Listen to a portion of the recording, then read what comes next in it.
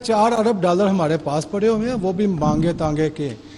दूसरी बात यह है कि हुकूमत पाकिस्तान डिफ़ॉल्ट तो नहीं हो रहा फ़िलहाल, लेकिन पाकिस्तान की अवाम डिफ़ॉल्ट हो चुकी है। आपने अभी ईद का जिक्र किया, बाहर से आए हैं, आपको कहीं भी ईद का समा, ईद का माहौल नज़र नहीं आ रहा होगा।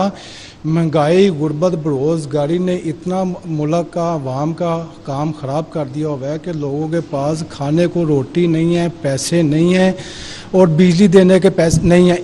स्टेट बैंक के गवर्नर बैठी, इन्होंने 1% शरह सूद और बढ़ा दी है। 300 अरब रुपए के टैक्स मजीद लगाने की बात हो रही है। 60 रुपए पेट्रोल के पर लीटर पे लेवी लगने की बात हो रही है।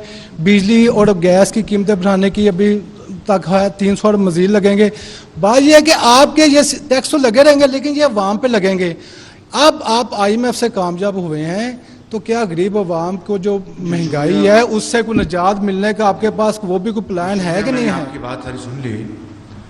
यकीनन ये बातें जो आपने की इसमें ये दुरुस्त है, महंगाई है। मैं एक दफ़ा नहीं 10 दफ़ा उसका एतराफ़ कर चुका हूँ। लेकिन आप ये देखें कि क्या 1.25 साल तो नहीं हमें आए हुए, 14 महीने, बस 1.25 साल ही मैं मान लेता हूँ, आप ठीक कहते हैं। क्या 1 रुपए की करप्शन की बात गुज़श्ता आपने सुनी?